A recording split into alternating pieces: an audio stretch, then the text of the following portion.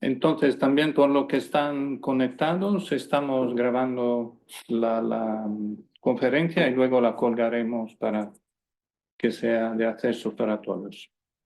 Y ahora dejo a Jorge presentar un poco antes.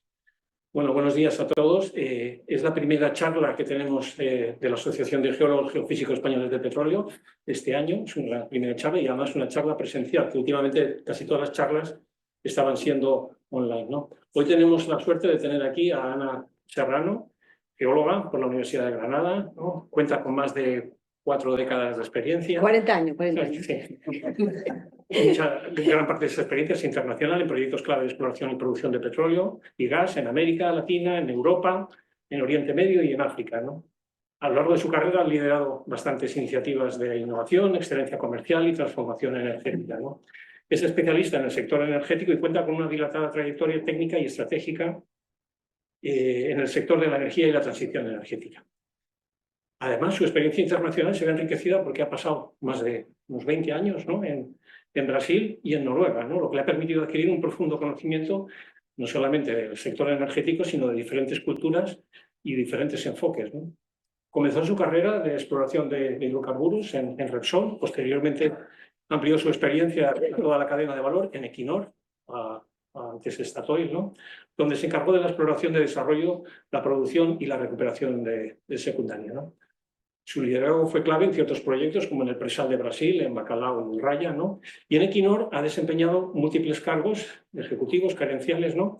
Que no voy a enumerarlos todos, pero vamos, ha sido vicepresidente internacional de exploración y producción de subsuelo, ha sido vicepresidente también de exploración, desarrollo y producción, vicepresidente de nuevos negocios en África, y como comprobaréis durante la charla, Ana tiene una amplia experiencia en transformación estratégica del sector, representando a Equinor en foros globales sobre transición energética, liderazgo y sostenibilidad, y diversidad, perdón. Actualmente es consejera independiente de una compañía que se llama H2PLT, consultora también en estrategia en energía, imparte conferencias sobre temas de energía, economía y desarrollo sostenible, ¿no?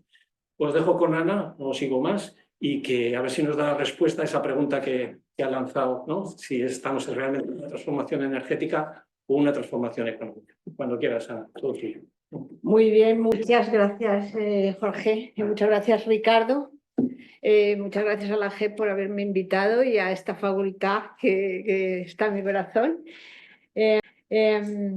Bueno, como ha dicho, me voy a poner aquí, sí, porque es más cómodo. Como ha dicho Jorge, he pasado muchos años trabajando en el petróleo y en el gas y estoy muy orgullosa de ello. Sin embargo, como más o menos hace 15 años, el CEO de Equinor, de nuestra compañía, nos llamó a un Leadership Summit muy fancy en Oslo y nos dijo: tenemos un problema de rentabilidad futura y tenemos que transformarnos.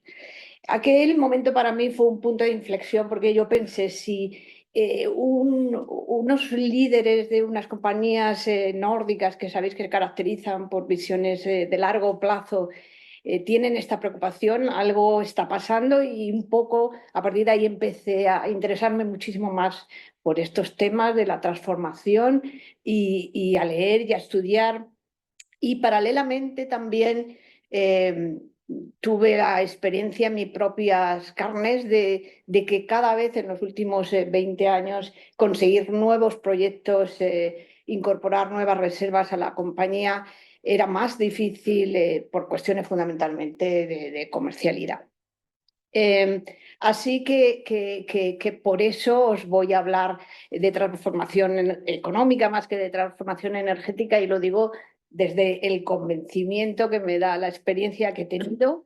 Y aunque no hay nada más, no es más apasionante que perforar un pozo de petróleo, encontrar o a veces también fallar, llega un momento en que, por lo menos a mí me ha pasado, que reflexionas y que dices, bueno, pues este tiempo ya ha acabado y tengo que empezar a concebir la energía y especialmente el petróleo y gas de otra manera. Así que, bueno, vamos a intentar discutir sobre minerales, petróleo y gas, sobre energía, sobre economía, sobre geopolítica y posibles nuevos escenarios. Y también vamos a debatir mucho de un paradigma que existe actualmente, que es la contradicción entre un exceso, en mi opinión, momentáneo de petróleo en el mercado y una escasez de petróleo y gas por muchas razones que voy a comentar a medio o largo plazo. Aunque, a ver, ¿cómo? ¿Aquí? Aquí, perdón. Bueno, una cosa que quiero que tengáis claro viniendo de mi parte es que yo pienso que la energía es la economía. La sociedad funciona con energía y materiales, aunque se piense que funciona con dinero, ¿no? ¿Y esto por qué es? Es porque realmente la economía, que es la fuerza del trabajo de un hombre, ¿no? Si resulta que un barril de petróleo equivale a 4,5 años de trabajo de un hombre, la productividad se desarrolla de manera exponencial. Por eso el dinero en realidad es solo, para mi punto de vista, el medio del cambio, pero el valor intercambiado es la energía y ahora la nueva energía, que son los minerales y los materiales. Bien, todos sabemos que la transición, el primer desencadenante, el que conocemos todos de la transición energética, es la crisis climática. Pero yo no voy a hablar mucho de esto porque ya está todos los días en el candelero. Sin embargo, me gustaría un poco dejar un resumen de en qué situación estamos en este momento, y tenemos dos gráficos, uno que está a la izquierda, que habla de la temperatura media de la Tierra, y otro que está a la derecha, que habla de los niveles de CO2. Encontramos que prácticamente estamos en 1,5 de temperatura media en la Tierra y hemos superado los 420 ppm de CO2 en la atmósfera, que son niveles que no se encuentran en la Tierra hasta hace más o menos 4 millones de años, ¿no? Cuando no había hombres, por cierto. Es verdad que aparte de la temperatura, los niveles de CO2 dependen de otras cosas y esto es absolutamente comprobable, pero sí que tenemos que reconocer que el paralelismo de ambas curvas indica una clara relación. Esto no es de extrañar porque no hemos dejado de consumir combustibles fósiles. El año pasado fueron más de 100 millones de barriles y se espera que continúe de esa misma manera. Podéis decir, vienen bien, pero se han añadido renovables, pero realmente las renovables han sido una adición a la energía que se produce con combustibles fósiles, o sea que podemos concluir que la transición energética no ha empezado y de hecho ya las compañías petroleras tienen una nueva narrativa que hablan más de energy addition than energy transition. Bien, pero yo no voy a hablar más del clima porque lo que quiero aquí es introducir otro nuevo concepto que enriquezca nuestra discusión, en la que probablemente todos no estéis de acuerdo, ni mucho menos, de eso se trata, pero aunque no lo parezca, yo creo que nos enfrentamos a la escasez de combustibles fósiles por varias razones, por razones geológicas o comerciales, pero también forzada por la geopolítica y la guerra de las materias primas. Empecemos por la geología, ya que yo soy geóloga y aquí hay muchos geólogos conmigo. Todos más o menos sabemos que entre el 2005 y el 2008 el petróleo convencional, el bueno, de verdad, ¿no? El precursor del diésel, del queroseno, de la gasolina, de la nafta para las petroquímicas, empieza a mantenerse estable en plató o un ligero declino con ups and downs dependiendo de temas tecnológicos como recuperación secundaria, etc.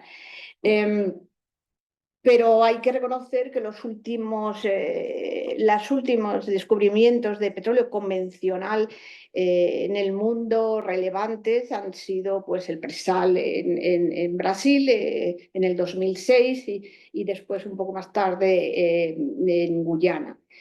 Y ya está. Aparecen otros derivados del petróleo que empiezan a tomar muchísima más importancia en este momento, que tienen menos un retorno menor porque tienen menos densidad energética, como son los petróleos pesados pues, de Canadá, de Venezuela, o los unconventionals de Estados Unidos, de Argentina o de Canadá. Y por supuesto el gas. Pero ya llevamos años viendo que tanto el diésel, que el diésel es como la sangre de nuestra economía, ¿no? Es la que mueve realmente la industria de alta temperatura, el transporte pesado, los lubricantes, etcétera, etcétera. Empezamos a ver que el diésel escasea en muchos países, ha habido claramente escasez de él y en otros es muy caro. Un ejemplo lo tenemos en Alemania, que acostumbrado a tener un gas y un diésel muy barato, y ahora no tenerlo ha tenido que cerrar y está cerrando numerosas industrias. Y es que la economía mundial tal y como hoy la entendemos no depende solamente del petróleo y gas, depende especialmente del petróleo barato. Y un aumento en ese precio pues colapsa industrias o genera crisis económica.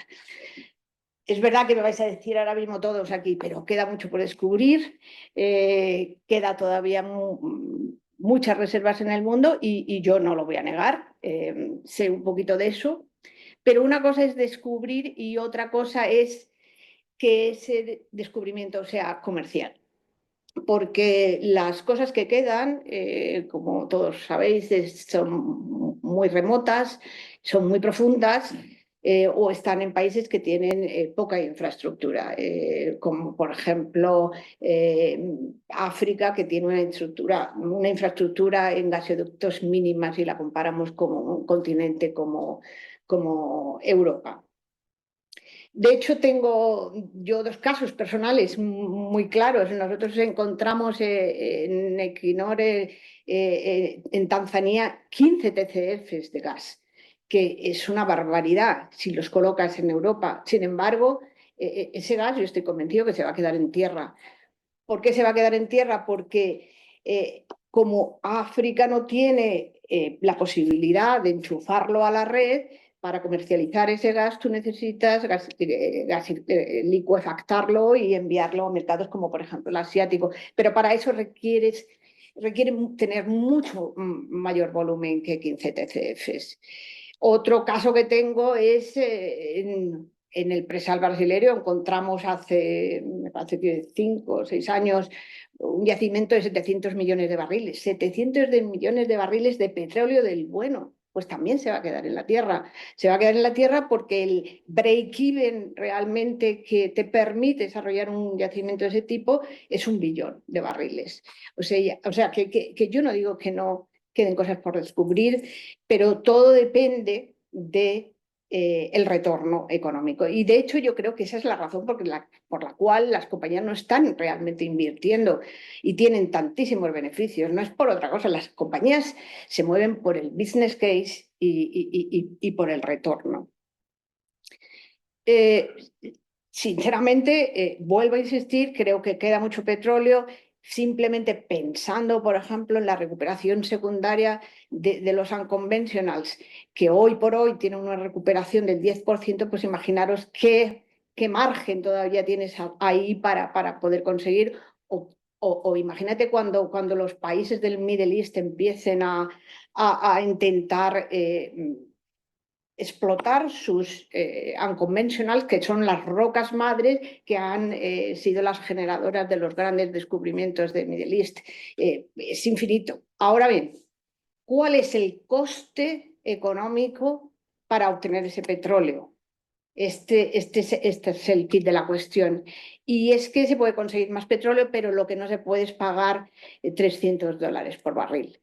De hecho, los economistas más o menos tienen un análisis que dice que si los países superan un 10% de su PIB en energía, entran en recesión. Y esto más o menos equivale a $100 el barril. A partir de $100 el barril ya los países entrarían en recesión. Bueno, pues pasemos ahora, ya sé que este tema lo podemos luego retomar en el coloquio de la escasez geológica y comercial, pero también me interesa mucho hablar de la escasez debida a... bueno, lo que sí que es importante es que tengamos en cuenta es que dado que las reservas que se están incorporando en el mercado, pues el año pasado fueron de 5 billones de barriles, en el año 22 fueron 10 billones de barriles y el consumo que tenemos es aproximadamente anual puede ser de 38 billones, evidentemente nos enfrentamos a una disminución anual de las reservas, ¿no? Pero pasemos ahora a hablar un poco de geopolítica y aquí tenéis un mapa que muestra la cantidad de reservas que tienen diferentes países y una tabla a la derecha en la que se muestra que el país que tiene más reservas de petróleo del mundo es Venezuela. Después está Arabia Saudita, después Canadá, después otros países del Middle East. Y interesante aquí es destacar que Estados Unidos realmente en cuanto a reservas mundiales de petróleo está en el ranking número 11, ¿no? Esto se ve muchísimo mejor en esta infografía en la que el tamaño de los países representa las reservas que tienen. Y ahí veis cómo las reservas mundiales de barriles se concentran fundamentalmente en los países del Middle East y en Canadá y en Venezuela. Sin embargo, hay que destacar que en Canadá y Venezuela las reservas se refieren fundamentalmente a petróleos pesados o unconventionals, que son mucho más complicados y más costosos de explotar, con lo cual no son comparables con las reservas que tienen los países del Middle East. Sin embargo, aunque Estados Unidos no es el país que tenga mayores reservas, ni mucho menos del mundo, es el mayor productor de petróleo y lo ha sido más o menos fundamentalmente desde la guerra de Ucrania, seguido por Rusia, a pesar de las sanciones, y después por Arabia Saudí, y como veis en el gráfico. La guerra de Ucrania impulsó una subida de precios que hizo que descubrimientos de Estados Unidos que en ese momento no eran rentables, con precios entre $35 y $40 el barril, con precios que ya llegaron a 96 o $120 el barril. Claramente esos yacimientos empezaban a ser rentables. Entonces, Estados Unidos puso la maquinaria de generación de sus shale oils y inundó de alguna manera el mercado. De hecho, ahora mismo el exceso que tenemos en el mercado se debe a la producción de los shale oils de Brasil. De Estados Unidos. Algo incorpora también Surinam y el presal, pero fundamentalmente es la shale oil. Esta producción excesiva siempre es peligrosa porque hace que los precios disminuyan. Y entonces esa es la razón por la cual países como Arabia Saudita y Rusia retiraron y siguen retirando barriles para regular que el precio no sea tan bajo que realmente no sea competitivo para ellos, ¿no? Pero es importante decir que si los países, estos países produjeran a un ritmo normal, el precio del barril hoy estaría a $40 el barril y por lo tanto los shale oil no serían comerciales, ¿no? Lo último que quería destacar es que aunque Estados Unidos es el mayor productor hoy, también es uno de los mayores importadores y es un importador neto. Aquí en este mapa veis representados en rojo a los países de la OPEP y en azul los países que se han unido a la OPEP formando lo que se llama la OPEP Plus, Rusia, México, Sudán, etcétera, y Brasil que ha anunciado que se va a unir también, ¿no? Las sanciones que se realizaron a Rusia después de la invasión de Ucrania tenían como intención afectar su economía. Sin embargo, curiosamente no han afectado tanto su economía como la de otros países.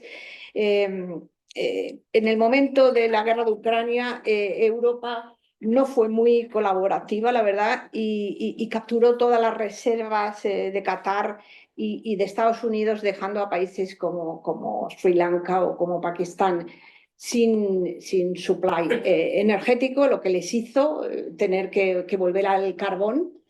Y ahí Rusia, tenemos que reconocer que fue muy creativa, porque dijo, no os preocupéis, chicos, que yo os voy a proporcionar petróleo barato y estable.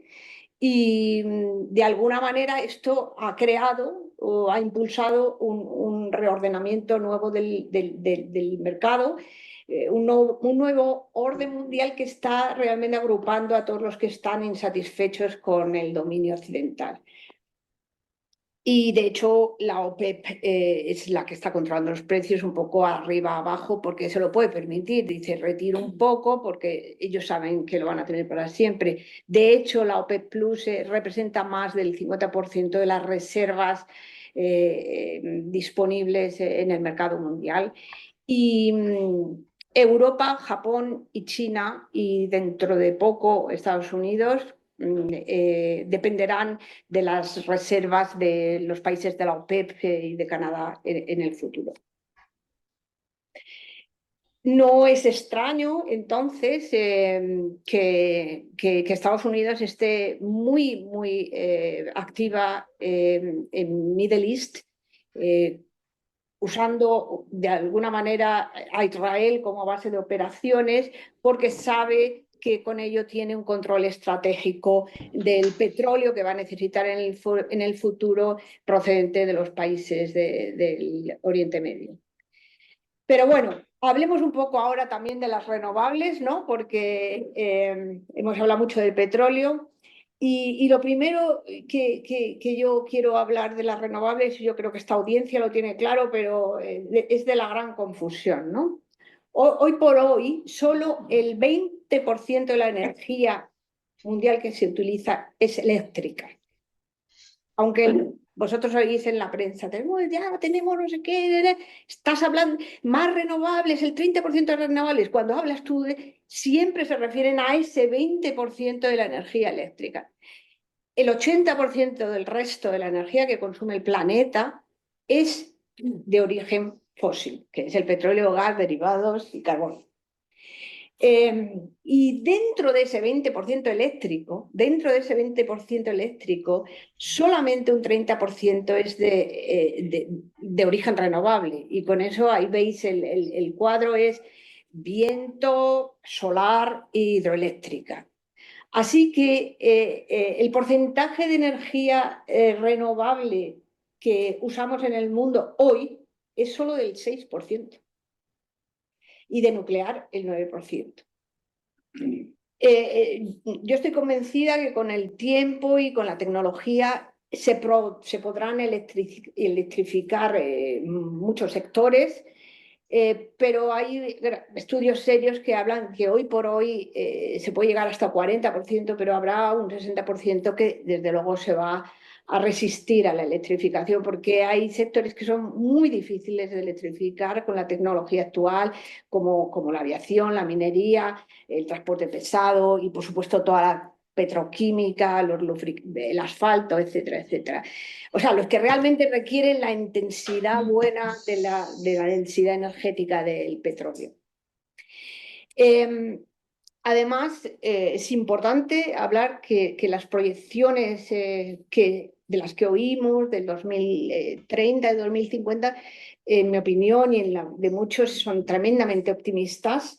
Existen estudios que tratan de calcular lo que se necesitaría para sustituir completamente el sistema energético actual basado en combustibles fósiles con las previsiones de consumo actual a otro tipo de energía. Y para eso se requerirían, bueno, primero una expansión masiva de renovables, multiplicar por 9 la energía solar, por 14 la energía eólica, fabricar 1.400 millones de vehículos eléctricos y cantidades inmensas de electricidad. Pero eso tampoco sería suficiente porque necesitarías también conseguir muchísimo hidrógeno, porque hay sectores como ciertas industrias o los fertilizantes o transportes que realmente no podrían todavía soportar sistemas puramente renovables. Se necesitaría el hidrógeno, pero el problema no es que no puedas fabricar acero con hidrógeno. Claro que se puede fabricar. El problema es cuántas toneladas de hidrógeno necesitas. Y a no ser que encontremos hidrógeno blanco, pues lo tenemos que crear y para crearlo necesitamos muchísima electricidad. Otras cosas que se necesitarían para realmente transformar todo ese sistema sería duplicar la capacidad hidroeléctrica mundial con todos los desafíos que esto tiene en cuanto a geografía, logística y economía, por supuesto, y construir unas 300 nuevas centrales nucleares. Hoy más o menos existen en el mundo unas 400 centrales nucleares y esto genera el 9% de la electricidad, o sea, el 2% de la electricidad mundial.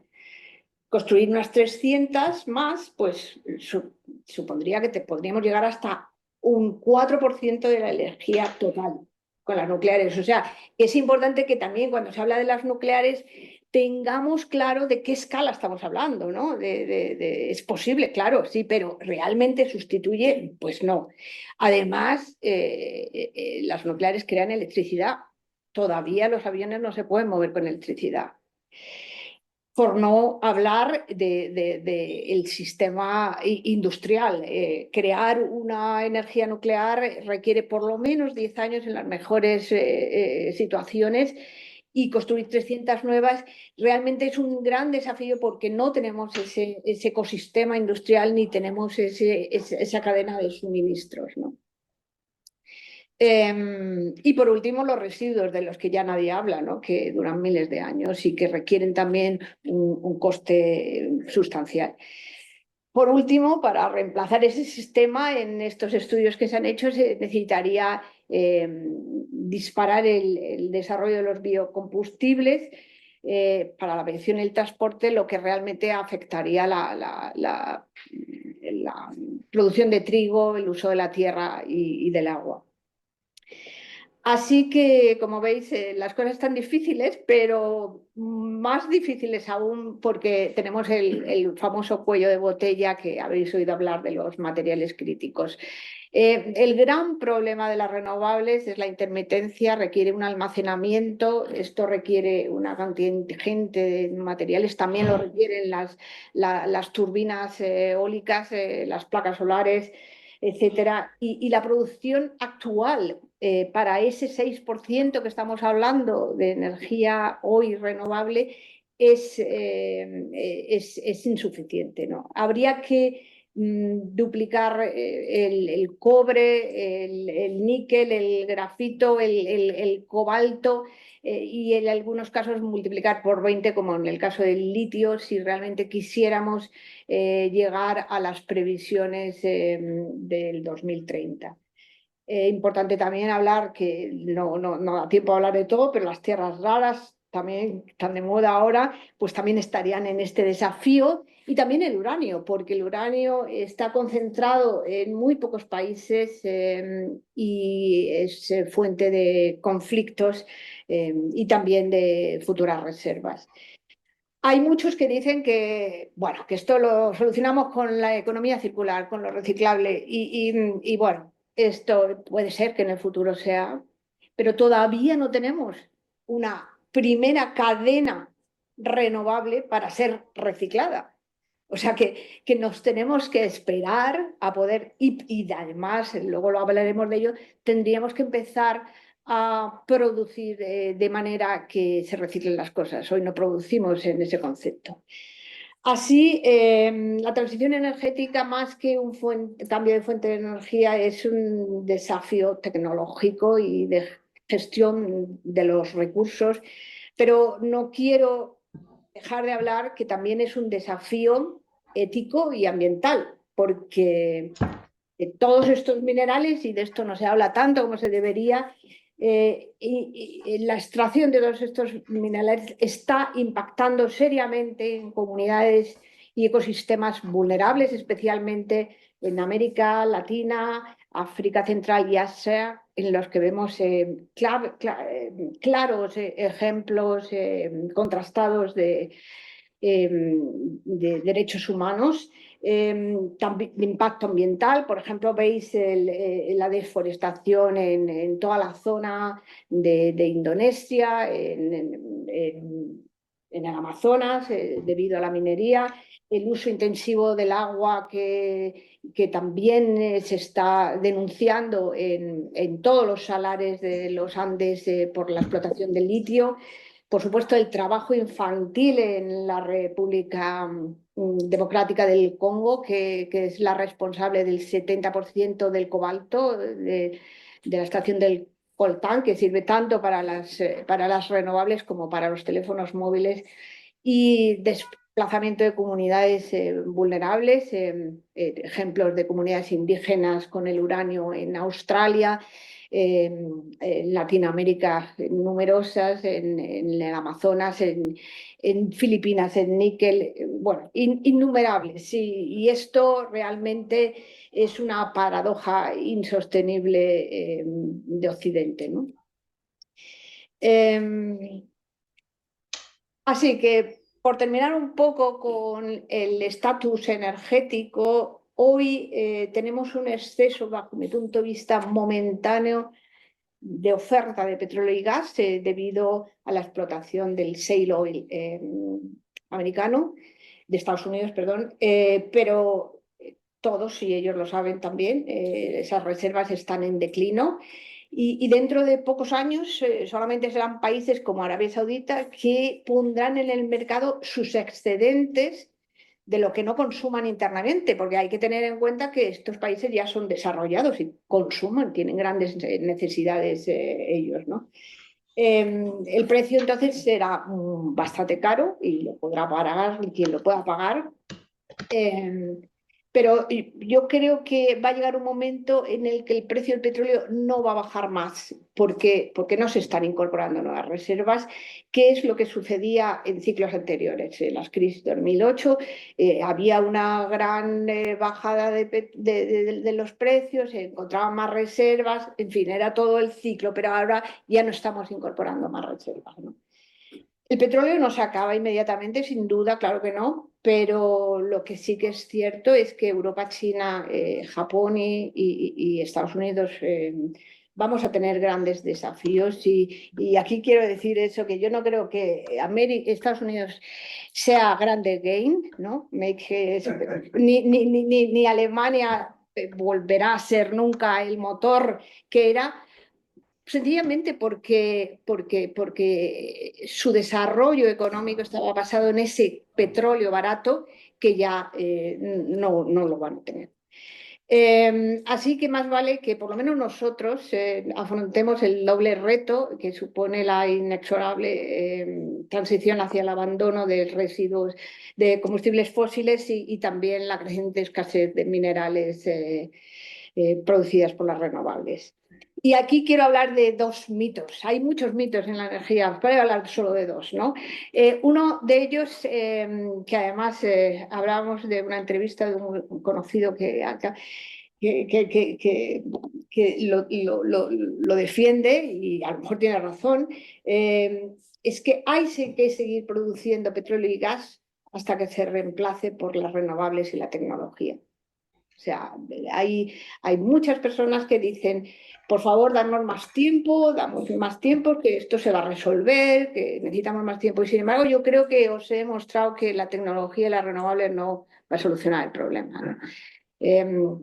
Además, todavía nos tomaría años, décadas o miles de años, depende de los metales, para poder eso. Y después tendríamos que tener una revolución del ecosistema industrial total que todavía no se ha empezado. Así que yo realmente creo que si no hacemos nada, si no empezamos a trabajar en un ecosistema industrial completamente diferente, pues seguiremos consumiendo petróleo y gas y luego pues tendremos que hacer las cosas tarde, mal y pronto, ¿no? Se harán, porque esto no tiene vuelta de ojo, pero más vale que lo hagamos bien desde ahora. El segundo mito es también muy interesante y dice que hay que producir más energía porque los países en desarrollo la necesitan. Hay que producir petróleo y gas porque tenemos que acabar con la pobreza. Esto es un clásico. Bien, pues yo quiero desmontar un poco ese mito porque hay estudios muy interesantes que voy a compartir con vosotros. Por ejemplo, este de Julia Steinberger y su equipo. Ella es una suiza que trabaja en la Universidad de Leeds. Y ellos lo que han hecho es calcular la huella energética de todos los bienes y servicios de diferentes poblaciones con diferentes poder adquisitivo y en 86 países, tanto industrializados como en desarrollo. Todas estas citas que yo digo, luego si queréis me las pedís, ¿no? Para que veáis que no me lo invento, ¿no? Yo no sé nada, yo todo lo leo y lo transmito. Y ellos llegaron, resumieron la conclusión de su trabajo en este gráfico que distribuye la situación en 4 cuadrantes. Los cuadrantes de la derecha corresponden a la alta intensidad energética y los de la izquierda a la baja intensidad energética. Los cuadrantes de la parte de arriba corresponden al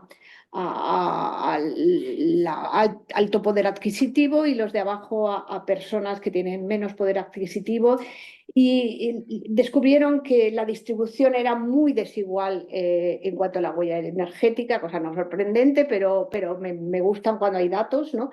Y que la mayoría del consumo de alta intensidad se concentraba en el cuadrante superior derecho, correspondía a los hogares ricos y que fundamentalmente se identificaba el transporte como el consumo mayor, ¿no? En cuanto al cuadrante inferior derecho, este correspondía a los gastos de la gente con menos poder adquisitivo y se refería mucho más a la calefacción y a la electricidad, que era mucho más similar en cuanto a consumo con respecto a los hogares ricos. O sea que la calefacción y la electricidad es más equitativa que otras muchas cosas. Sin embargo, la conclusión final era que fundamentalmente el transporte, en todas sus versiones, el transporte, el fuel para transporte, el consumo de coches, los movimientos por tierra, mar y aire, todos los viajes, esto es lo que realmente consume más energía, ¿no? Todo es acerca de mover cosas de un lado a otro del planeta y esto es una observación muy importante, porque si llegamos a la conclusión de que el mayor gasto de energía se debe a eso, a mover todo, pues ya sabemos algo y podemos actuar, ¿no? En ese sentido. Así que yo creo que es importante decir que aquel segundo mito también es otro mito, porque la energía que necesitan los países en desarrollo y que nadie discute en absoluto es irrelevante si la comparamos con el consumo energético del mundo, ¿no? Porque las enormes cantidades de energía que se desperdician son realmente las que sustentan el 1% de la población que consume exactamente igual que el 66% más pobre, ¿no? En este mapa vemos en los países que todavía tienen problemas de acceso a la electricidad. Este es desde 2019, pero es muy parecido al actual.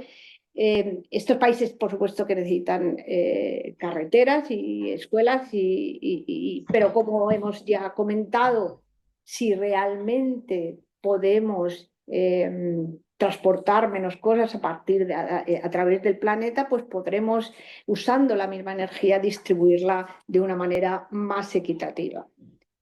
Así que este es un resumen de un trabajo también de Nate Hagens que os aconsejo. Es un gran pensador y además es un hombre que reúne equipos multidisciplinares de expertos y escucha a mucha gente. Siempre una fuente de conocimiento.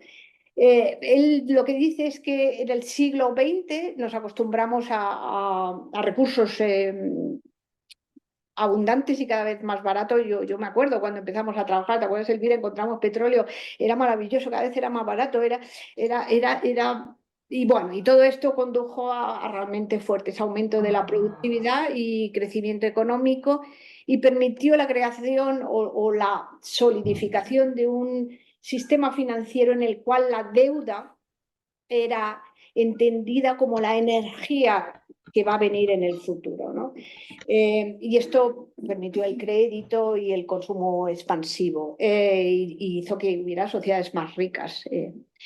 Pero por el contrario, en esta década nos enfrentamos a que la energía y los recursos están convirtiendo en factores limitantes del desarrollo económico tal y como lo entendemos hoy, ¿no?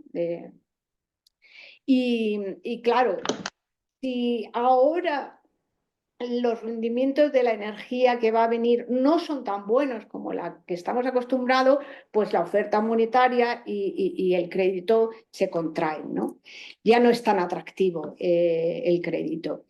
Y bueno, ya lo vemos, las sociedades se polarizan, se va perdiendo confianza en los gobiernos, en la media, en la ciencia, y surgen estos gurús que plantean soluciones sencillísimas para problemas complejísimos, pero sobre todo para mí, sinceramente, lo que me preocupa más es que los ecosistemas se están degradando a medida que absorben tanta cantidad de energía y residuos, ¿no?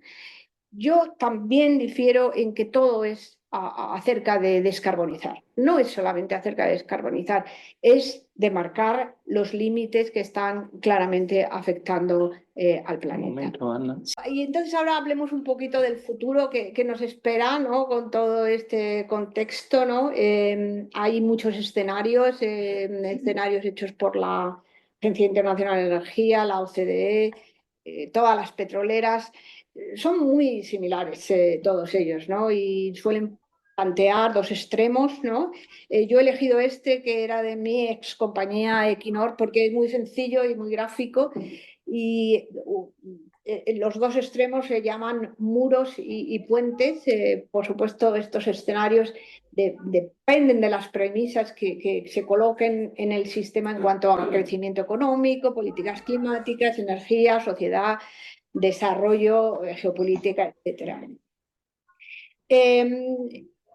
Si os fijáis en el gráfico, la parte de la izquierda representaría el consumo actual, ¿no?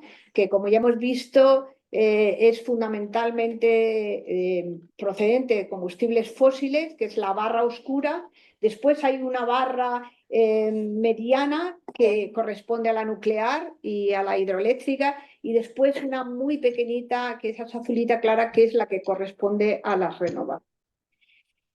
Estos escenarios están concebidos para qué es lo que pasaría en el 2050. Entonces, en un extremo estaría el escenario muros, que realmente es el status quo que tenemos ahora. Habla de transición energética, incluye claramente gran eficiencia y electrificación, pero se basa en el proteccionismo, se basa en la falta de pensamiento global, se basa un poco en la poca colaboración tecnológica, las sanciones, precios del carbono diferentes, depende de los países, la ira de Estados Unidos, bueno, lo que quede de ella, porque ya no se sabe, probablemente eso ya no está, el CBAM europeo, etcétera, ¿no? Este escenario, desde luego, sería más verde que el actual, pero desde luego está hablando de una temperatura media del planeta de 2,5 grados centígrados. Después tenemos el otro extremo, que sería el puentes, que es una revolución, es un cambio radical en nuestro sistema económico y que sería el único que tendría posibilidades de superar mucho más, porque ya estamos ahí, la temperatura del 1,5. Y este requiere una coordinación global inmediata, un desarrollo a velocidad de escala tecnológico de las renovables y de otras tecnologías, y una colaboración internacional global en cuanto a minerales estratégicos, cadenas de suministros, empleos verdes, etc., ¿no? Pero requiere un 30% menos de uso energético, que ya hemos visto que es posible, que se desperdicie mucha energía. ¿Yo qué es lo que creo que está pasando? Pues sinceramente yo creo que no estamos en ninguno de los dos escenarios, ¿no? Porque estamos en un mundo lleno de conflictos, de falta de confianza, de fenómenos meteorológicos desastrosos, desequilibrios. Yo creo que vamos a tener menos energía, pero de alguna manera forzada porque no vamos a tener tanto petróleo como esperamos, ni tanto energías limpias como están proyectadas, ¿no? La humanidad, desde luego, no se quedará sin petróleo, pero quiero insistir que lo que sí se queda es que la dependencia que tiene del petróleo barato es la que genera las crisis económicas, conflictos, inflación, paro, migraciones y guerras. Este mapa, que es un mapa actual, muestra los conflictos en el mundo y la energía, la lucha por los recursos es un factor central, especialmente en Medio Oriente y en la zona de Ucrania. Pero está en el resto del mundo la misma lucha. Rusia y Ucrania, hay que dejar claro que todo se refiere a control de recursos estratégicos, petróleo, gas, minerales, pero también agricultura. El agronegocio está fundamentalmente basado hoy, como lo entendemos, en los combustibles fósiles, y es la antesala de la crisis alimentaria, si lo ligamos a todo lo que he dicho anteriormente. Con lo cual, Putin, de nuevo, que no es nada tonto, quiere asegurarse el control del granero del mundo. No tiene otra explicación bajo mi punto de vista. Después está todo la zona de Middle East, que ya hemos comentado algo, con Israel como base de operación de Estados Unidos, un aliado clave en una región estratégicamente crucial para poder realmente acceder al petróleo en el futuro de Oriente Medio, pero también como control del tema conflictivo nuclear con Irán. Después estamos viendo las guerras del Congo, todas relacionadas con el cobalto, el uranio, cobre, diamantes, oro. La importancia de Níger en la energía nuclear, cuyo golpe de Estado ha creado un verdadero caos en el suministro en Francia. Pero tenemos las guerras de Sudán del petróleo, tenemos Groenlandia y Canadá, petróleo y tierras raras. Tenemos, bueno, en definitiva, la geopolítica de este siglo para mí está claramente caracterizada por estos conflictos relativos a los recursos y si no hay una visión de largo plazo, pues esto antes o después va a acabar agravándose hasta que haya un colapso y se fuerce el reajuste global. Pero bueno, yo ahora, estas dos últimas slides, voy a ser un poquito optimista porque yo soy una persona optimista y yo creo que todo tiene solución. Yo creo que la humanidad ha pasado por crisis muchísimas veces y yo creo que en este momento hay muchos que dicen que estamos hablando de la cuarta revolución industrial. Y creo que utilizando todo el conocimiento que tenemos, el sentido común, podemos, conociendo realmente, no peleándonos, sino conociendo realmente lo que está pasando, cuál es la realidad, se pueden plantear soluciones. Y la transición energética no es un enfrentamiento entre renovables y fósiles, para mí es una reestructuración profunda de la economía global. No es decir, ay, venga, sí, me creo la crisis climática, entonces, pero tenemos las baterías. Eso no es verdad. No es nuclear, es en contra de las renovables, no va de eso, ¿no? Yo creo que tenemos que reflexionar, no pelearnos, escuchar más yo creo que nuestro futuro es bueno, pero es muy diferente. Lo que pasa es que la gente no quiere saber de estas cosas, ¿no? La gente no quiere incertidumbres, no quiere tener problemas, quiere pensar que todo se va a resolver, que una energía va a sustituir a otra, que no vamos a tener un planeta muy caliente, que el precio va a salir muy barato, pero nadie está diciendo la verdad. Me contaba la secretaria de Estado de Energía de Cameron Díaz, que Cameron Díaz le dijo no, Cameron Díaz, digo yo. Cameron le dijo, Amber, quiero Paris Agreement, lights on and price down. O sea, no puede ser, todo no puede ser. Y esto es lo que los políticos no lo dicen porque, ni de un color ni de otro porque están 4 años. Entonces, nadie está diciendo la verdad. El planeta va a ser más caliente, vamos a tener precios más caros. Y habrá escasez, o por lo menos algunos no lo podrán pagar.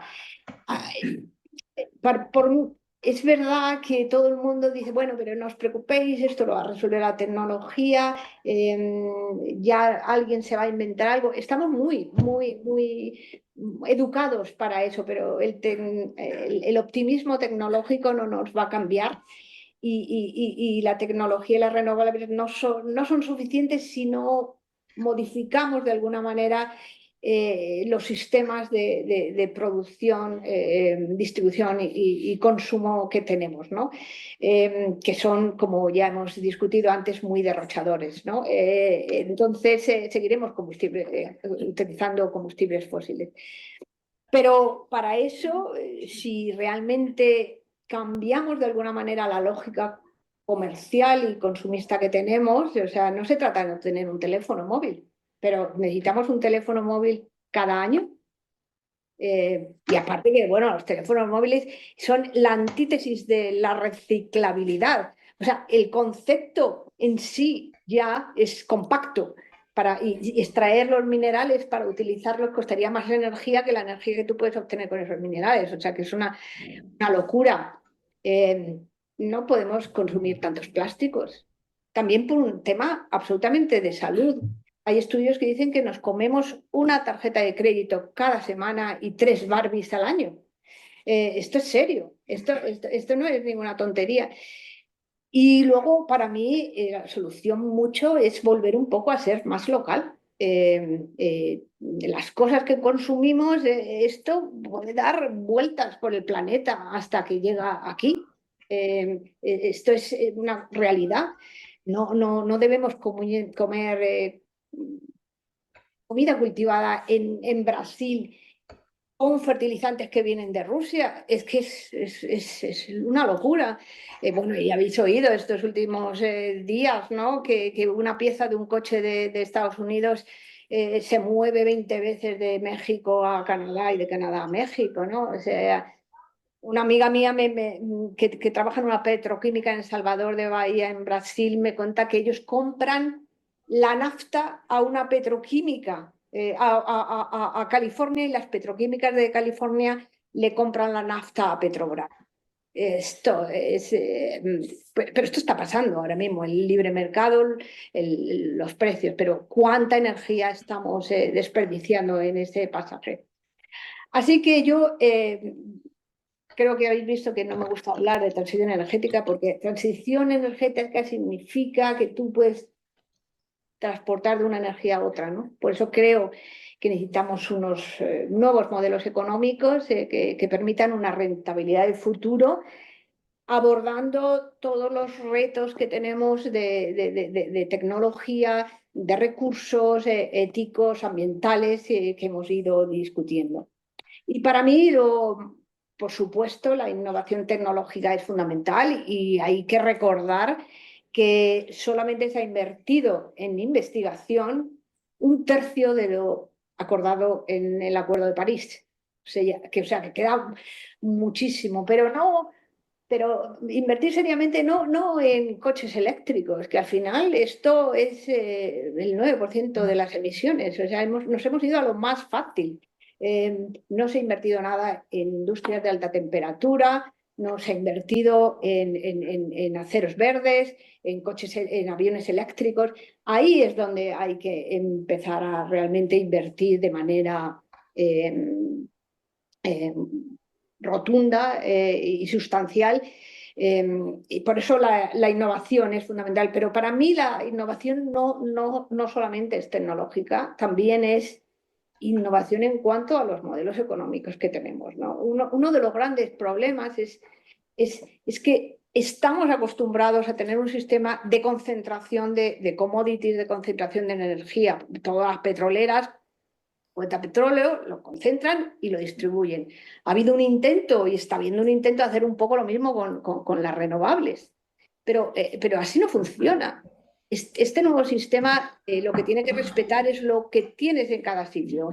Si tú en un sitio tienes sol, pues con sol. Si un sitio encuentras hidrógeno blanca, pues tendrás que hacer una fábrica de acero al lado, porque es ideal para eso. En un sitio tienes geotermia, pues geotermia. En otro sitio necesitarás el petróleo, en otro sitio necesitarás la nuclear. Y esto crea un cambio completo de nuestro sistema económico, que es preciso de forma innovativa hacerlo. Tenemos que volver a tener industria. Nosotros desmantelamos, la globalización desmanteló todas nuestras industrias, porque era mejor tenerlo en países que hacían las cosas más baratos. Ahora vemos que no, que realmente necesitaríamos, para tener un ahorro energético mayor, tener cadenas de suministros locales. Sí, que además esas cadenas de suministros, esas industrias estén diseñadas pensando en la segunda vida de los materiales, en la reciclabilidad, que hoy por hoy, perdonar, es un cachondeo. Aquí no se recicla nada. Pero porque no está concebido esa industria así, ¿no? Tenemos que tener una minería estratégica. Nosotros, como geólogos, que somos la mayoría que estamos aquí, tenemos que explorar seriamente los recursos mineros. Los debemos de explorar cada uno en su tierra, cada uno, que no te tienes por qué ir al jardín de otro. Hay que tener suficiente valentía y no la hipocresía que tenemos para explotar nuestros propios recursos. Y de alguna manera esto no tiene otra solución que con una colaboración integral entre gobiernos, entre países, entre comunidades y organizaciones ambientales, por supuesto, ¿no? Sin esa colaboración no vas a vender nada, porque nadie va a querer poner aquí un parque solar ni va a querer hacer esto. O sea, las cosas hay que explicarlas, la gente tiene que entender las cosas. El transporte, como ya hemos dicho, es fundamental, es absolutamente imposible reemplazar la flota de combustibles fósiles por combustibles eléctricos. Hay que fomentar otro tipo de transporte y no se trata de sufrir, se trata de ser competitivos. Y a mí, por ejemplo, me interesa más irme en tren a Barcelona que irme en coche, porque es competitivo, porque es rápido, porque no es igual de barato. Estas son las políticas que hay que hacer, ¿no? La transformación del agronegocio a mí me parece esencial. El agronegocio hoy es altamente dependiente de los combustibles fósiles. Necesitamos utilizar fertilizantes orgánicos, una agricultura orgánica que permita el desarrollo tanto de un suelo que además va a ser un gran captador de carbono, infinitamente mayor que cualquier inyección de carbono en un pozo, ¿no? Pero a escalas muy diferentes, ¿no? El suelo es el segundo captor del carbono después de los océanos, ¿no? Y nos hemos, arando, con el tipo de agronegocio que tenemos, hemos destruido esa capacidad que tiene el suelo con microorganismos de capturar el carbono. Y bueno, todos los temas de comunidades energéticas, ciudad de los 15 minutos, kilómetro cero, todas esas cosas, todo sirve, todo por aquí, por allí. Mi mensaje final es que necesitamos anticiparnos a un futuro económico y yo creo que las industrias, las empresas y los países y las personas que se adelanten a ese tipo de acción, más antes que tarde, pues van a tener una ventaja competitiva y para una transición con éxito yo creo que se necesita por supuesto, una innovación tecnológica, inversiones estratégicas, pero un replanteamiento completo del consumo energético global. Y bueno, esto es lo que yo quería contaros y ahora podemos establecer la discusión. Estoy segura que muchos no estáis de acuerdo conmigo y me parece muy bien, de eso se trata. Nada.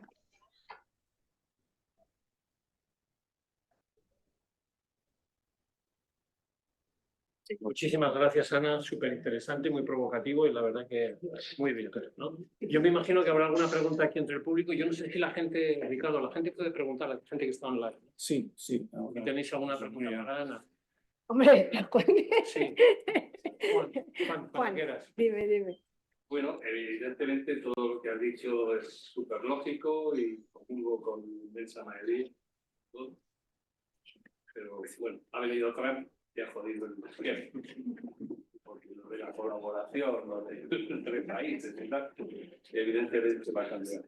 Pero bueno, yo quiero hacer dos preguntas, si me permitís. Una, ¿por qué ciertas compañías europeas, BP, Shell, Equinor, están dando un paso atrás en todo el tema de la transición?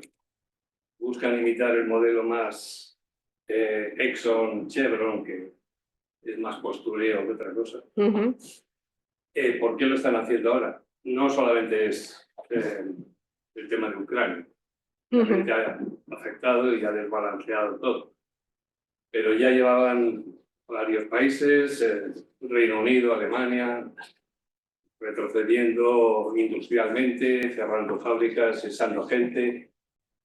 Y a mí me choca, lo entiendo porque vengo de Repsol. O sea, para mí, Repsol o una compañía de petróleo tiene que buscar petróleo o cosas similares. Diversificarse, si no tiene experiencia, pues pasa lo que pase. Y la otra... Espérate, te contesto esa, ¿vale? Porque si no se me olvida. Bueno, me encanta esa pregunta. Bueno, primero, yo quiero recordar que yo creo que las compañías de petróleo saben perfectamente perfectamente que no solo por la crisis climática, sino por la escasez de recursos a medio y largo plazo, especialmente las que no son NOx, ¿no? Las que no saben que tienen un problema de rentabilidad a largo plazo. Antes de la guerra de Ucrania, recuerdo que nosotros no podíamos hacer proyectos que tuvieran más de tuvieran un break-even superior a $35 el barril. O sea, teníamos que, vamos, era una locura. Entonces, todas las previsiones que las compañías petroleras hicieron, no solamente la mía, sino todas, estaban basadas en esos break-even de $35 el barril. Y de repente tenemos un precio del petróleo que no estaba, pero ni en el P1 de las mejores previsiones, de $96 el barril. O sea, esto ha sido una cosa que ha sido una sorpresa brutal en todo el sector petróleo. Esto inmediatamente ha generado unas cantidades inmensas de dinero en las petroleras que no estaban previstas, lo que ha hecho un poco que el mercado, que los fondos de inversión estén presionando claramente, y especialmente algunos, como tú bien lo sabes, tanto en Equinor como en BP, que les están diciendo, mira chicos, o sea, o me seguís dando pasta o nada. Y entonces se está creando la nueva narrativa. La nueva narrativa, ¿cuál es esa? De Energy Addition instead Energy Transition, que me mata, vamos. Y es que resulta que es que no nos interesa tanto porque los renovables no son tan rentables. Pero esto ya lo sabíamos. Y todos sabíamos que los renovables no eran tan rentables. No hay nada más rentable que el petróleo. Por eso yo estoy convencida que hasta que no se saque todo, no se va a acabar. O sea, pero por una cuestión puramente monetaria. Siempre va a haber uno que va a decir, oiga, mire usted, me importa un pito, pero yo lo saco porque gano dinero a corto plazo. Pero a nosotros nos prepararon ya para menos márgenes. O sea, yo me acuerdo que tuve cursos que organizaron para directivos para decirnos, oye, nos tenemos que acostumbrar a esto. Pero la situación ha cambiado, ese estatus que teníamos ha cambiado completamente por lo que te estoy diciendo, porque al final son los accionistas los que están presionando.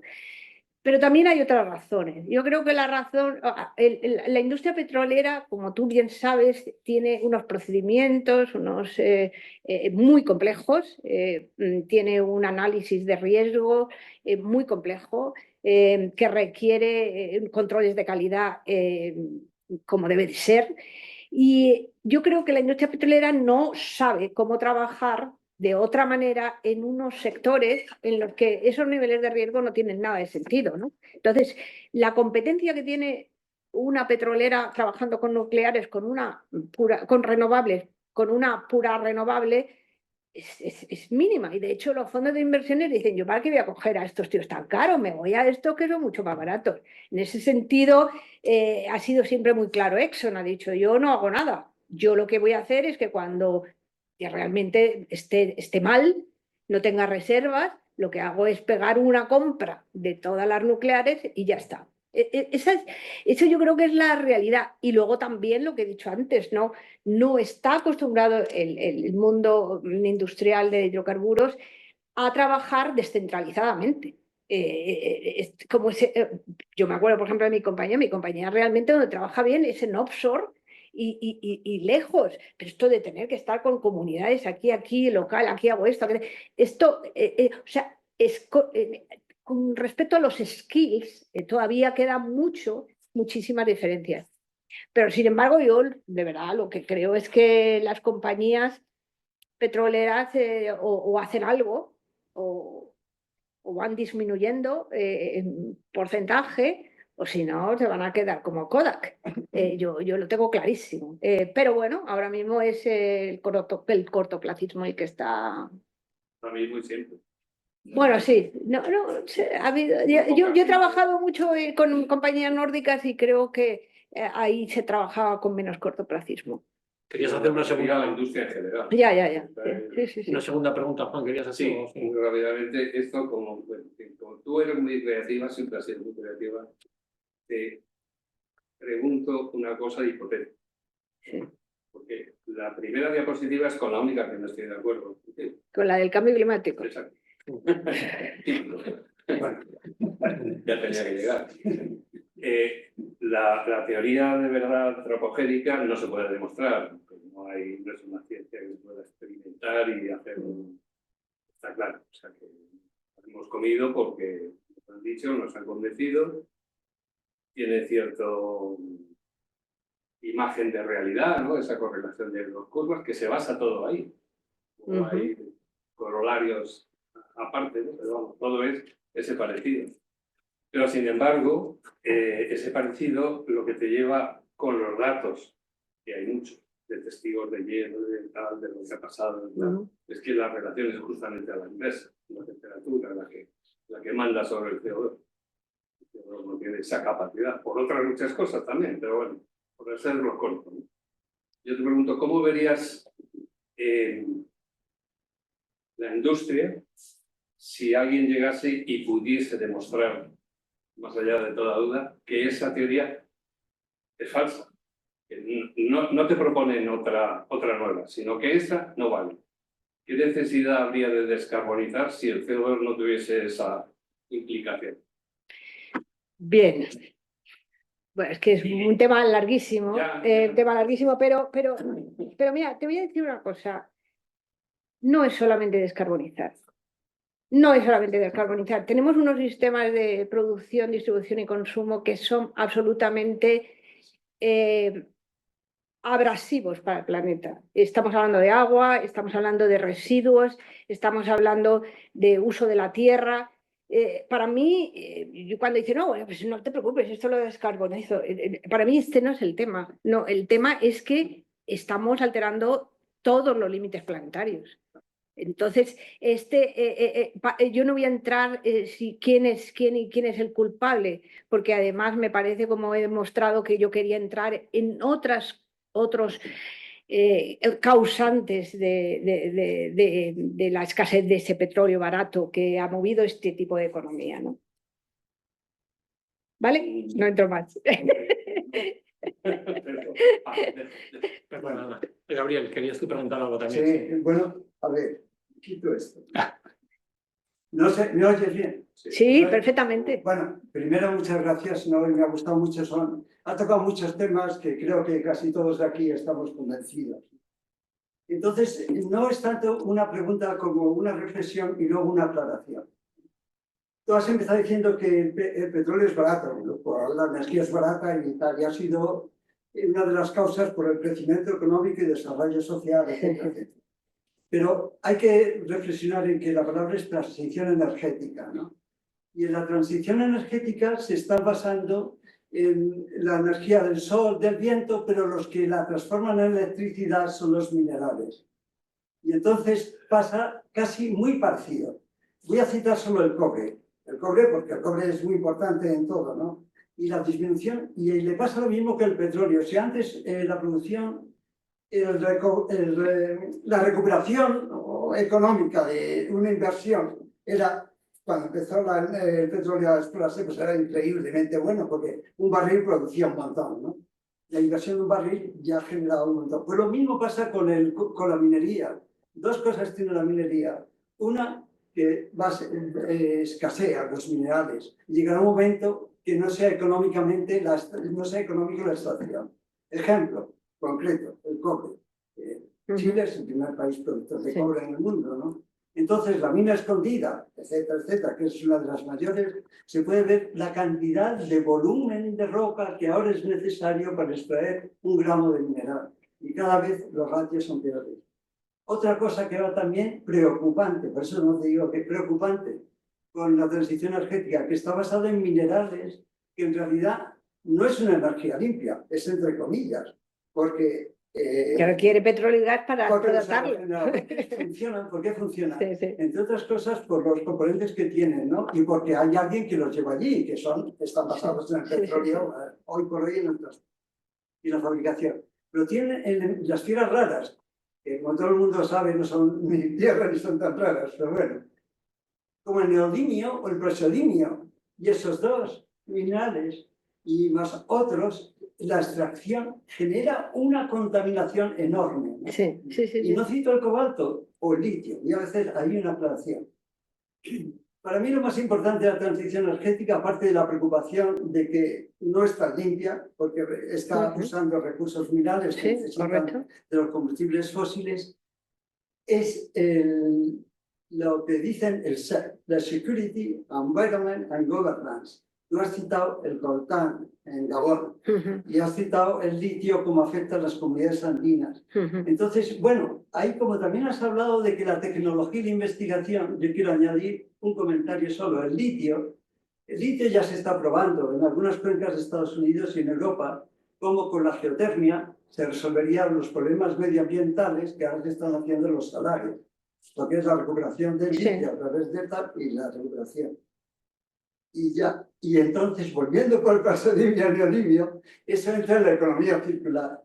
Y en la economía circular está claro que no muchos metales se pueden todavía, no se pueden recuperar, ¿no? Ahí se necesita tecnología, ¿no?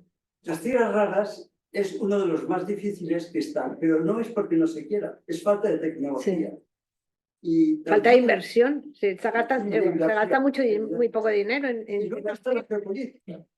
Y la geopolítica es claro que hay unos 60 conflictos en el mundo que afectan a 90 países, pero la geopolítica está muy centrada en un continente que es China, porque no podemos ignorar que China, Ucrania es una tontería. Yo eso no puedo decir, que el artículo que viene al país hoy, y por mi experiencia en Rusia, en Ucrania yo no creo que haya lo que hay. Pero eso es una cosa que no puedo tampoco. ¿no? Y sé cómo calculan los P1, P2 y P3 en el petróleo en Rusia y cómo lo han hecho ahí los rusos. Pero bueno, la geopolítica es China. China, ¿cómo nos llegó a ser lo que es? Lo odio, porque si no es una charla. Pero hoy por hoy es el 90%, porque ella no lo tiene, pero está siguiendo el modelo americano. ¿El modelo americano cuál fue? El petróleo lo traía a su país de fuera o de dentro. Montó la refinería, era el único que la tenía, China. Los únicos que tienen hoy día el conocimiento de transformación. ¿Cómo crearon en la cadena de valor los americanos el poder económico? Creando los coches, la General Motors, la Ford y la Chrysler. ¿Qué han hecho los chinos? Copiar lo mismo. Han creado sus tres compañías y luego todos los paneles solares, un porcentaje muy alto, no lo tengo en la cabeza, vienen de allí. Y para terminar, tú has hablado del futuro, y termino. En el futuro yo he leído ahora un libro que ha salido de Black Smith. No hay duda de que Black Smith es uno de los más conocidos por el conocimiento de la energía, históricamente, ¿no? Y hay dos reflexiones. Una de ellas que dice que en 2050 el net cero que se vende, de que ya no habrá contaminación, no habrá emisiones, no es posible, es imposible. El libro lo analiza con mucho criterio. Yo recomiendo que se lea. Bueno, es que no es una pregunta, pues estoy totalmente de acuerdo con eso, lo que dices. En vender una cosa y decir el 2050 llegará, como tú has comentado, pero no en 2050. Y nada más, solo quería hacer esta reflexión. No, estoy totalmente de acuerdo contigo, o sea que no. Hay alguna pregunta más, ¿verdad? Sí, una pregunta. Muchas gracias por la presentación, como siempre brillante, hablando no de geología, pero brillante.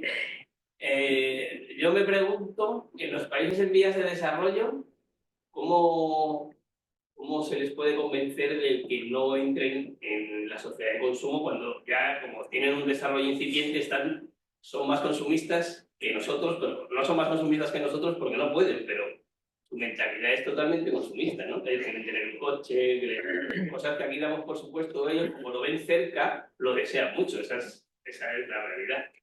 Bueno, ¿qué llamas país por desarrollo? Eso es muy importante, porque no es lo mismo que... Argelia, bueno, sí, Argelia, vale. Mali, India, ahí te digo lo que te he dicho, realmente lo que estos países necesitan son carreteras, escuelas, electricidad. Esto no es un consumo y energía, pero vuelvo a insistir, la cantidad de energía que realmente se utiliza no es sustancialmente en esos sectores. O sea que realmente ahí no va a afectar. Si me hablas de China o me hablas de India, estos son otros temas.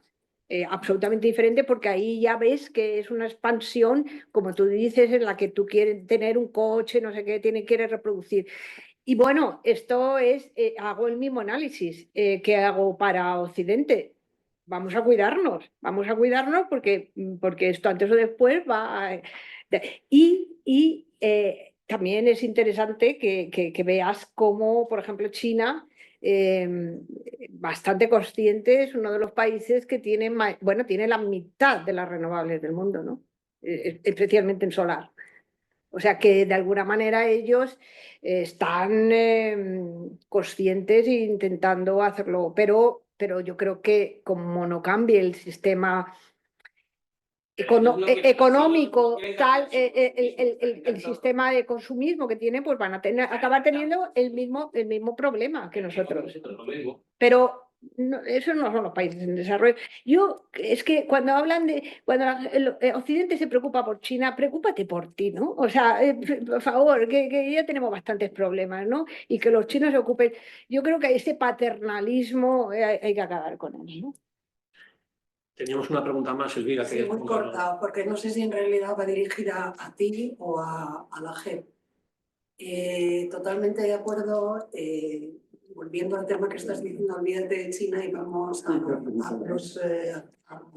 al país en concreto. ¿Cómo se puede utilizar una economía circular en un país como España donde está prohibida la investigación? Realmente está prohibida la investigación de tu territorio. Entonces, bueno, está prohibido en el tema de petróleo. De petróleo y un poquito más, porque si lees hay problemas en autorizaciones para investigar, pues me toca muy de cerca el hidrógeno blanco, pero también tierras raras que están intentando investigar en otros países, porque al final en otras localidades de España, al final tenemos un problema de una administración que carece de conocimiento y no se atreve a dar autorizaciones. Entonces creo que este es un problema que menospreciamos y que nos afecta a todos. No, yo estoy completamente de acuerdo contigo. Yo creo que un país tiene que conocer sus recursos, por supuesto, y además esto me parece que es una gran hipocresía que en el tema de los minerales, como dice Gabriel, nos vayamos a África, a destruir África. Ellos no ganan nada con trabajo totalmente de explotación de la gente. Tenemos que hacerlo aquí. Pero nadie quiere en su jardín de atrás, pero tenemos que hacerlo aquí, completamente de acuerdo. Y yo creo que hay que convencerles. O sea, este tema, además, es que no es como vemos ni blanco ni negro. Es complejísimo. Estamos todos aprendiendo. Estamos todos aprendiendo. Yo al principio decía, pues no te preocupes, los renovables, pero luego empieza a entrar y dices tú, pero si esto es imposible, reemplazar el sistema. Pues la nuclear, pues tampoco, esto es imposible. Entonces, es un aprender y volver, y yo creo que en ese sentido tienes toda la razón. Tenemos que decirle tenemos que también desde las universidades fomentar la investigación, el conocimiento y la investigación, por supuesto. Sí, como dice Elvira, lo de la prohibición, que bueno, no está, al final prohíben la concesión, el otorgamiento de nuevos permisos de investigación, concesiones de explotación en todo el territorio nacional, ¿no? Es una hipocresía, porque al final, o sea, estaría muy bien, a mí me parecería muy bien, dices, prohíbo el consumo de petróleo y gas, pero no se prohíbe el consumo de petróleo y gas. Lo que se prohíbe es investigar en tu propio país, lo cual es muy fuerte, ¿no? Y como dice Ana, al final te traes el petróleo de Nigeria o de países... Bueno, ya sabéis que yo pienso que aquí no hay posibilidades, que eso es perder el tiempo, pero bueno, bien, pero no. Y otros minerales. Pero minerales sí, por supuesto, de minerales de petróleo, ¿no? Pero minerales sin duda. Además, este es un país que tiene mucha tierra y se puede hacer. Yo quiero hacer una precisión, ¿no? Porque así si aporto algo.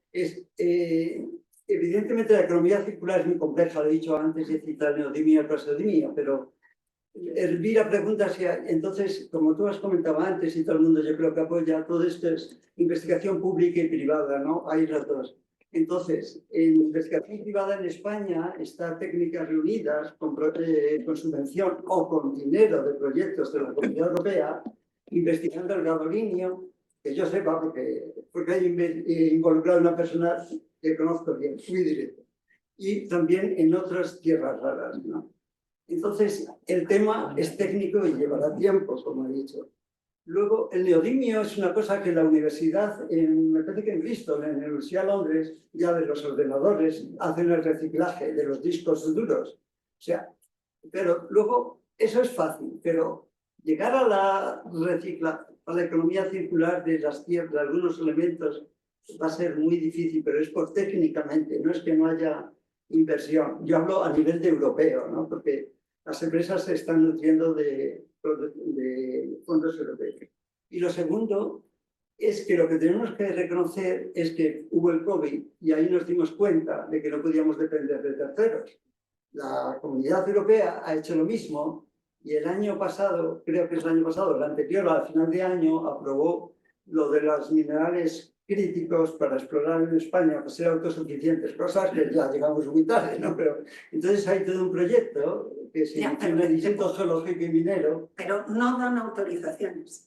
No dan No, autorizaciones. si yo termino, que no sé cómo está. Pero el IFME, y bueno, yo asistí a una presentación que estaba la directora anterior y gente de la Unión Europea allí, decían que iban a iniciar en el Instituto Geológico y Minero toda una evaluación para la exploración y eso es lo que sé, no sé más. Pero esto, en la Unión Europea lo que ha pasado es que se han pasado muchos años estableciendo leyes y se ha dejado un poco al margen la industria. Esto es así, ¿no? Sí. Ahora con el informe Draghi ha cambiado un poco todo el tema. Se ha empezado a hablar de que necesitamos reindustrializar, que necesitamos cadenas de suministro aquí, que necesitamos materias primas. Y yo creo que esto va a cambiar dentro de muy poco, porque como de nuevo te digo, estamos aprendiendo y entonces no pensábamos que se necesitaban estas materias primas, ahora vemos que tenemos escasez. Lo hablamos en 5 años. Sí. Bueno, sí. Espero que veamos alguna mejora. Me dice Ricardo que tenemos alguna pregunta online, ¿no? ¿Hay alguien que hace alguna pregunta o algún comentario? Sí. Hay una pregunta escrita, es un tema que ya has tocado, pero bueno, por parte de José Martínez. Dice, hablas de escasez de petróleo y gas, pero se siguen descubriendo pozos y las grandes petroleras siguen invirtiendo millonadas en upstream. ¿Por qué hablas de escasez? Bueno, se siguen descubriendo cosas, pero realmente no en cantidades relevantes, no en cantidades que tú puedas suponer que se van a restablecer las reservas que tienen ahora las compañías. De hecho, en los 3 últimos años se han descubierto 5 billones, 10 billones y 6 billones. De petróleo. Sin embargo, el consumo anual está en orden de 86 billones. En tanto que tú no reemplazas las reservas, antes o después vas a tener una escasez. Y después es importante también decir que no es lo mismo tener un descubrimiento, por ejemplo, los que estás hablando es de UK, que es en una zona en la que tú tienes ya una infraestructura y lo que haces es conectar 3 millones de barriles a la red. Lo que se llama estos yacimientos de los que estás hablando son fundamentalmente ILX, que es un poco aprovechar la infraestructura que hay. Esto, por supuesto, que es muy rentable, pero no soluciona el tema del reemplazo de reservas, ¿no? Otra cosa es, por ejemplo, en países como los del Middle East, que ellos todavía tienen realmente muchas reservas y mucha capacidad no sé si tanto de encontrar nuevos yacimientos, pero sí de reemplazar reservas con recuperación secundaria. Pero este es un tema que, si queréis, lo hablamos mucho más despacio, porque si algo sé es de esto. Yo creo que no hay ninguna pregunta más aquí. Oye, pues nada, muchísimas gracias a todos, muchísimas gracias, Ana, súper interesante.